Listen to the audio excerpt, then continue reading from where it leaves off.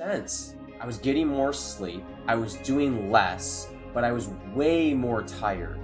By less, I was getting way more sleep, but I was way more tired. I was not buzzed. I was not in. You have to flip that around. You're tired because you're not doing enough.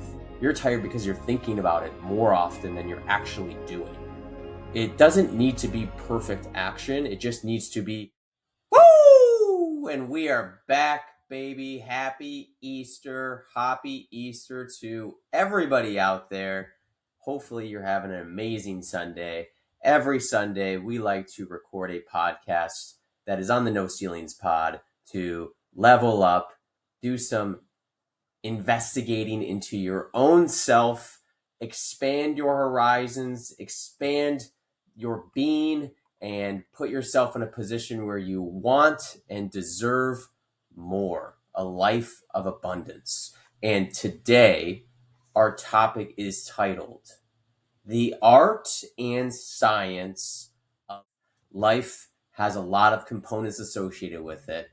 You have your art piece, you have your science, there is balance in between there. And today we are going to slow down and investigate some components of both so you can round out the way in which you're approaching your goals and taking on your accomplishments and your achievements. I'm excited to share because this week has been a week in which I'm ramping up marathon training. So as you know, hopefully at this point, I've dedicated my current season of life to two things. One, my relationships with my friends and family and people that I work with. And two, taking on physical challenges. This year, we are taking on another marathon that starts in about 2 months. And we're really ramping up training. We're in the meat and potatoes of training. So this week, last 3 days, we've ran 33 miles. And anytime I run, I get to go out there and have what I call a run thought, where you just forget that you're running at some point, and then you just have like these amazing thoughts that pop in your head, and it's like meditating for me. It's great. And this week, art popped in my head and science popped in my head. So I'm excited to dive into it with you. Now, me in general, as a whole, I always seem to gravitate towards the science of things. I just like the concept and the idea that a certain amount of inputs equals an output. I like that there's an algorithm. I like that there's an equation. It makes my brain happy, and I'm just a simple guy, right? Like 1 + 1 = 2. I love the science of life, and I love the fact that you can lay out a plan, develop a hypothesis, prove it out, and then just do it over and over and over again. And I seem to do that a lot in life, whether it's at work or with certain things that I'm looking to take on. But life just isn't all scientific. It can't be. There are too many improbable things that happen. There are too many variables. There are too many amazing feats that people are able to accomplish. People are pushing their bodies and their minds to these physical and mental limits that are unfathomable, where you can't even back it up with science. And there's just so much beauty and so much insanity and chaos out there that you can't just break it down to a certain science experiment. Life has plenty of components of art associated with it, which makes it beautiful and unpredictable. And today we're going to dive into both. So on Saturday, I went out for a run, and it was a 12-mile trek, and we were going to get out there and get after it. We were going to go a faster pace and a faster tempo. Now, during the first 2 miles of my run, I was totally out of rhythm. I was getting stopped by stoplights, which I didn't appreciate, but people have to be certain places at 4:30 in the morning. I get it. I was not in rhythm. I was not in sync with my breathing. So my trot and my breathing were off.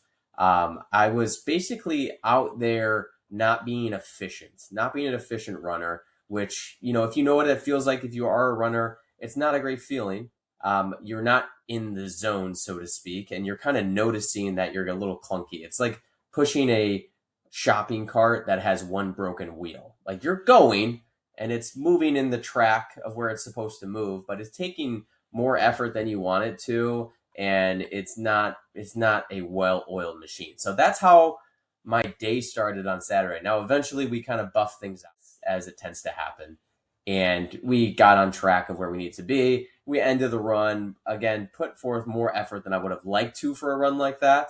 But I digress. I was out of rhythm, and what it made me think of is the rhythm of life. So life is not just science. Life is not just building out your planner on Sunday and everything going to plan during the week and you checking the boxes. Life has plenty of scenarios in which you can get out.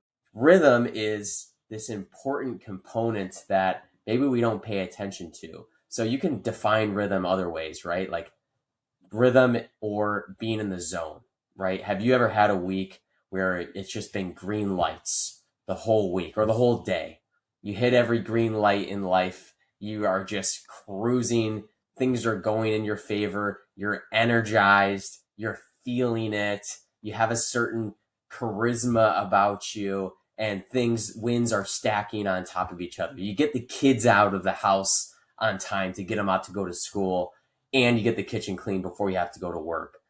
You are able to make it to your destination with hitting all green lights in traffic, and good things happen to you. You find out something exciting happened, and your interactions with people are in a really great position. You're in the rhythm. We have that, and conversely, we have weeks where it seems like nothing's going right. It seems you're got your wheels in mud. You can't get going. It's like, man, I'm chasing my tail. Can't get it moving right now. So acknowledge that there's a rhythm, there's a zone that you can get into, and that's the art of life, in my opinion. You can't really scientifically break it down. It's just this artistic rhythm that feeds off of itself, and it becomes this flywheel of you rolling down the hill of where you need to be. So we want rhythm. We absolutely want it. And it seems like sometimes when we try to get our rhythm in place, the harder we try, the less rhythm we have. It pushes us off kilter. We're off balance. Another thing that I recently started doing, I've been swimming for a little bit under a year now, is swimming is a great example of that. So swimming, you can work on your endurance. You can put yourself in the pool for hours on end. You can work on your form. You can work on what you're thinking about. Like, you can work on all of that stuff. Swimming is very complicated. But if you don't have the rhythm down, if you're not in the zone, if it's not going in the way in which it needs to go, and it very much is a rhythm, then you're sinking to the bottom of the pool. You also think of like dancing, right? Like, you need to be on rhythm in order to dance. You can have some crazy sick moves. You can get out on the dance floor during the wedding because you had a couple of cocktails. But if you're off rhythm from the music, then it doesn't look good, man. Doesn't look good at all. So I'm stressing the importance of rhythm here because it became clear to me on my run on Saturday. So if we acknowledge that life has a component of art and rhythm is a portion of that art, we want to capture that. We want to bottle that rhythm up. We want to bottle being in the zone up. I want more of it. That's something that I chase. I know you chase it too because it feels good when you're in the zone. And when you feel good, you play good. When you play good, they pay good. The old Dion quote. So let's dive into how I can create more rhythm, because we don't want to just acknowledge it. We don't want to do the self-reflecting. We also want ways in which we can bottle it and embody more rhythm in our lives. So I'm not an expert on rhythm. I'll be honest. I wish I had the muscle to do more of this, but there are a couple things that I've found over the last couple years that allow me to get in the zone a lot easier and a lot more often than maybe I would have in the past. So the first thing is the morning routine. So when you consider a rhythm in general, like, think of anything you have to have rhythm for, like a drum set. Like, you have to start. You have to start on rhythm. You have to get the metronome moving in the right position. Your morning is where the rhythm zone can happen for you. And what's interesting is I interact and meet with a lot of people on my team, or people that my kids go to school with, or just people out there in the world, and it seems like we're all in a big hurry, and it seems like we are chasing our tail. And it seems like just America in general has this anxiety sort of speed to us that we're like speeding through one thing to the next thing to the next thing to the next thing because there's just not enough time in the day. And the morning routine is the kryptonite to not having enough time in the day. So first things first, and I'm going to mention this maybe on 50% of the podcast I talk about because I'm just that passionate about it. When someone asks me, Corey, I want to be more successful. I want to have a life of abundance and I want to have more. What should I do? The number one thing that I tell them is to wake up earlier. It's simple. Again, I love simple things. I don't have enough time in the day. Well, we're going to create more time in your day. We're going to move up your alarm 1 hour, and we're going to create 1 hour every single day, which is going to be 7 hours a week, which you can continue to do the math, which I'm not going to attempt here, but over a month, over a quarter, over a year, these can make really huge dividends in the things that you're trying to do. So I can't stress it enough. Wake up earlier. It has absolutely changed my life. It has paid off in more ways than I can count in my personal life and my business life. It sounds simple. It sounds silly, honestly, but so many people don't do it. And so many people commit to doing it for maybe a week and don't stick with it. Find a way to wake up earlier and create more time. Now, when you wake up early and create more time, you can't just watch television and you can't just say, I'm up and nothing's really changing. You have to commit to a morning routine. And this is in the scope of wanting to obtain more rhythm in your life. So you want your snowball to start rolling down the hill. The snowball starts very small, but you push it down the hill and it gains steam and it gains mass. And that's what you want out of your days. So when you wake up, I'm of the belief that this is a time in which you need to move your body. So I work out every single morning, and this is moving your body, getting your mind clear, waking up your overall system. You get hydrated, you have a healthy breakfast. You're doing all of this before all the distractions enter your world, into your life, right? There's no emails, there's no text messages, there's no phone calls, there's no like to-do list that you need to do. It's just you and whatever you're doing to move your body. Now, you don't have to be like a crazy workout warrior and run a marathon. Like we're talking about going for a walk. We're talking about maybe doing an at-home workout, or we're talking about going to the gym, or get extreme with it and do some crazy physical challenge that you want to do and build out a routine with it. Whatever it is, you want to get your body moving because movement will then feed into the rhythm of your day. And you'll be shocked, once you start committing to waking up earlier. And if you have this dynamite morning routine where you have this great breakfast, you're hydrated, you're feeling buzzed because you just got a workout in, and then you start taking on the emails, and then you start taking on the phone calls, and then you start making certain things happen in your life, then you're way ahead, right? You're 3 steps ahead, and it's really easy to create momentum and a rhythm that way, which is a beautiful thing. So yes, morning routine. I can't stress it enough. That is the thing. If you're dissecting your world and saying, I want more rhythm, I want more consistency, I want to be in the zone more often, that sounds amazing. Start first by looking at the morning routine, and you will not be disappointed by that. Now, second is action. Taking action. I found that far too many people think about it, dream about it, journal about it, manifest about it, but don't take the action to eventually get there. Now, we're talking about rhythm, and we're talking about putting yourself on the track of getting things going and getting in the zone, right? Now, when it comes to that, action will get those wheels spinning for you. So if you're sitting and you're stalled out, that is the answer. Is I need to go out and take an action. I can't think about it and dream about it and plan about it anymore. I need to go out and take any sort of action to get the wheels turning. Now, I'll tell you a quick story. So my wife, she just went out of town for the last 8 days. She went to a homestead school. Speaking of taking action, she's taken action on her dreams, and she was milking cows, plucking chickens' feathers. She was, making scones from scratch, jam from scratch. She was living on a farm. And that's part of her dream, right? And she was taking a ton of action this past week. But that's not the point of the story. The point of the story is we have two kids, and I had the opportunity to watch my two kids all week long. And because I was watching my kids, I had to shift my morning routine a little bit because they need to be watched and I can't just leave them in the house by themselves. And I had to shift the way in which I would do things. But with that, I got way more sleep than I normally get. So I slept in probably 2 to 3 more hours of sleep than I normally get, which is great, right? It's cool to get a nice break like that and to enjoy a really high sleep score. It's cool to see on my watch. So I was getting more sleep, which is great. I would drop them off at school. I would go to work and then I'd pick them up and, fast forward and then I'd have to take care of them, right? So I wasn't working as long either. I was working probably half days. So I was doing way less at work. I'm getting more sleep. I'm doing way less at work because I'm only working half of the day.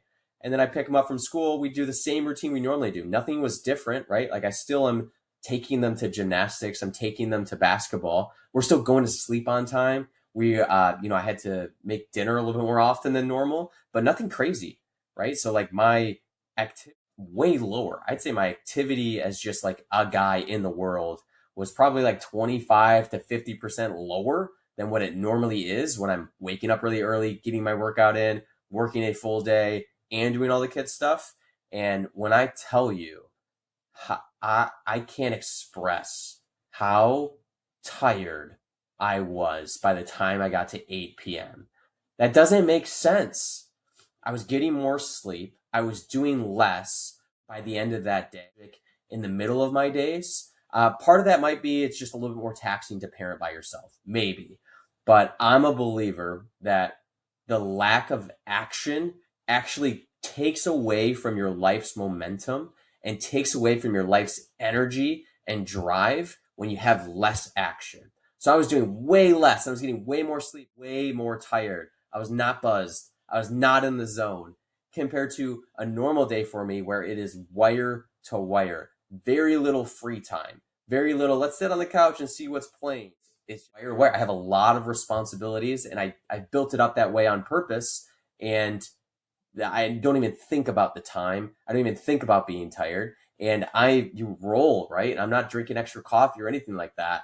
And you just put yourself in this amazing position. So the point of me telling you that story is people tend to be tired from a lack of action, not tired from too much action. I think we look at taking on big goals. I think we look at taking on big endeavors and we say, man, that's going to be tiring by the end of that training plan, or that's going to be tiring by the end of that class, or man, that's a lot for me to do and to take on, much more than what I'm used to. I don't want to be tired. You have to flip that around. You're tired because you're not doing enough. You're tired because you're thinking about it more often than you're actually doing. It doesn't need to be perfect action. It just needs to be something in which you are, again, getting the wheels turning and moving on to the next thing and not taking the moment to scroll Instagram for 5 minutes that turns into 15 minutes. Not taking the moment to sit on the couch because it's been a long day and you have a sink full of dishes. Not taking the moment to hit snooze on your alarm because you're just not feeling it that day and the bed is super comfy. These are all the things that take away from your energy, take away from your momentum, take away from the rhythm in which you're trying to build, and you'll be so much happier for it. It's you flip it upside down. We think about it the wrong way. So morning routine, taking action, they can fall hand in hand with each other because if you get your morning off to the right start, you're going to end up having action. There was a study done. I don't have the exact numbers in front of me, but it was much more likely for you to have a healthy lunch if you started your day with a workout. And it's much less likely for you to have a healthy lunch if you didn't work out. And that just speaks to the rhythm of life that you can create from your morning routine. It's you just put yourself in these positive decisions and your body just wants to continue the positivity because it's a momentum, it's a feeling, it's the rhythm that we're trying to build. So take the time, build out a great morning routine, take the time and take more action and don't be worried about being more tired. You're going to be less tired because of it. So that's a little bit of the art. Again, I don't like living in the arts because I love science. I love stuff that makes sense. I'm a simple guy. 1 + 1 has to equal 2 for me. and I gravitate towards those things. So let's dive into some science, because the very next day I had another run, and that run was 16 miles. And, I pump myself up, certain mantras that I'm going to say to myself that, I get fired up during these runs. But really, one of the big ones is like, you just have to put in the work. You can't cheat the work. That's one thing I love about marathons is someone can't really show up to run 26.1 miles and luck their way into a really good performance. You can't be like, yeah, I was feeling it that day. I got pretty lucky back there. It's not like a pickup basketball game where all the shots are going in. You are out there for 3 hours, 3.5 hours, just you and the track running for hours on end. You cannot cheat the work when it comes to a marathon. So that's what I love about it, right? Because when you show up to the starting line at these, you look around and, everybody's a little bit anxious and nervous, but they're all in great shape and they know for the most part what's going to happen. And it's not necessarily because they perform really great on race day. That's part of it, but it's the months leading up to race day. They knew that they put in the work and that they're not going to guess and see what happens on the marathon. They know that they put in the work and it's going to play itself out on the track. That's what I love about the marathon. So when it comes to science, you get what you put in. So I know that there are a certain level of miles that need to be accomplished before we can get to marathon day. And I know I can't be disappointed with myself when I get to marathon day if I didn't check the boxes of the amount of miles that were needed in order to run. So you get what you put in. And I think far too many people in the world are expecting amazing things and are expecting even good things to happen because, why not me? Why not us? And on the other side of that token, there was not nearly enough work that was put in to warrant really good things happening. And that's crappy, right? That's a depressing way to look at it. But life is hard. And this is why life is hard, because life is extremely competitive. And if you're not willing to make the inputs happen, then you shouldn't be disappointed when the outputs don't happen for you. And you also shouldn't be jealous of the person that does get the thing that you want, because chances are they worked the science of it and they were deserving of those things. If you take out the jealousy and the comparison of everything and you just were to look at it scientifically, you could just boil it down to that person is better than me. That's why they get the thing. You don't come up with the excuses or the stories in your head of why they got it and you didn't get it. Just look at it scientifically. They're probably putting in more work than I am, and they have the acumen to get there, and I do not yet. So I need to make some changes. And you remove that out of your vocabulary and you put yourself in an amazing spot.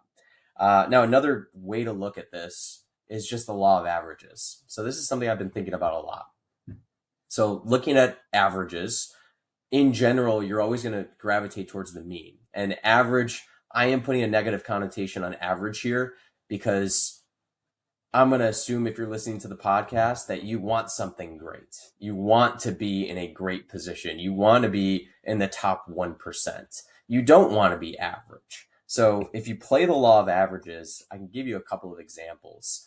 So the divorce rate in the country is 50%. It is a complete and utter coin flip of, are you going to stay together and have a successful marriage, or are you going to be divorced? And with that level of divorce rate, and if you're playing the law of averages, if four people get married, two couples, one of those couples is going to get divorced, one of those couples is going to have a happy marriage. What happens a lot, and I know some people like this, is you don't put in the work to have a great marriage. You don't dedicate the time and the energy and the collaboration that is expected out of a great marriage. And then you get really disappointed on the other end when it ends in a divorce. You shouldn't be disappointed in the other person. You shouldn't be disappointed in the result. You shouldn't be disappointed in the extenuating circumstances or the stuff that was out of your control. You should be disappointed in yourself that you didn't put the work in that equals a successful marriage. It's science. 50% of them end in a divorce. you're upset that you're going through a really difficult divorce and a really difficult, tough situation. But if you are honest in your heart of hearts and you look back on it and you say, did I do everything in my power to have a successful marriage and to have a happy life, have a happy wife, have a happy husband? Or did I cut corners a lot? Did I take things for granted? Did I, not work on it? Did I not pull help? Did I not ask for advice? Did I not dedicate the time and the energy and the thought process that it takes to have a success? And if the answers to those questions are no, then on the other end, it's a 50% chance, it's a coin flip that you're going to end in a divorce. So it's the law of averages when you're dealing with science. Another way to look at it, because I hope everybody's together forever, and there are certain marriages that keep trucking, even though maybe they're not putting in the work. So you play the averages there too. But life expectancy. So I looked it up before recording. The life expectancy as of 2024, last time measured, is 79 years old. So the average human being is going to live to be 79 years old. Fast forward to the person that is on their deathbed in the hospital, and the heart machine is beep, beep, beep. And you have all your friends and family around you, and you're sharing and reminiscing and saying, man, I wish we had more time. 79, like I thought we had at least a few more years. And then you flatline and you're gone, and friends and family are sad, and we got to plan the funeral. We're going to speak about your life. And you look at it and you're like, man, 79 years old. That is the average. We should have had more time with them. Now you can make that decision to have more time. And what I mean by that is, if you're in the average, meaning you eat average, you work out average, you hydrate average, you sleep average, you work on your spirituality and your relationships average. If you're average across the board, you're going to be dead and buried at 79 years old. Maybe sooner, maybe a little bit later, but that's the average. Shouldn't be disappointed when you get there. You shouldn't, because the inputs in which got us to that position in which your life expectancy was 79 years old was all within your control and your choice. Now, there are things like hereditary stuff, diseases, there's things out of our control. I get that totally. I'm just driving home the point that we're dealing with averages. And if you want to expand your averages, you don't smoke. You drink a lot less alcohol than maybe what you're currently drinking right now. You set up certain health plans with your doctor. You check yourself regularly, and you can expand that life expectancy to 130 years old. We're living longer and longer every single year. And that's like 30 to 50 more years of time with your granddaughter, your grandson, the people that you love. And we're not sitting in that hospital room at 79 years old, and you're not saying, man, I wish I had more time. I wish I would have done it different. I wish I would have made that different decisions back there. You can make the decisions today, because it is science in a lot of sense. Your health is science in a lot of sense. The inputs that you put into your life is what comes out the other end. And then lastly, when it comes to science, is you can't cheat the work.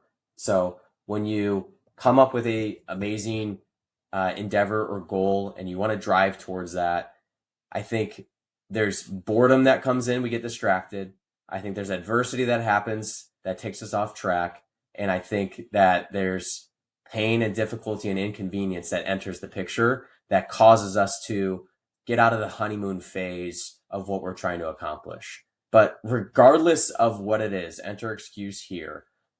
If you understand and you know that you cannot cheat the work if you're going to attack something, then you're going to get through a lot of that stuff more often than not.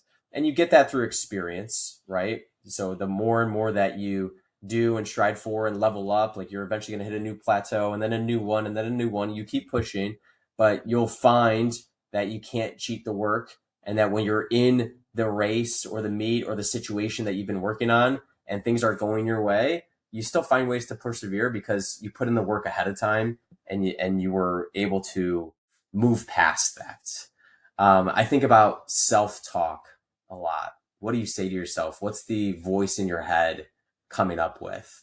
And when you have negative self-talk that constantly enters your brain, that's going to manifest itself into results into real life. So when it comes to, I'm very unlucky, stuff always happens to me. Oh, of course this happens to me. I don't deserve that because that's not how I grew up. Or I was the way I grew up, or what happened when I grew up disqualifies me from getting X, Y, and Z.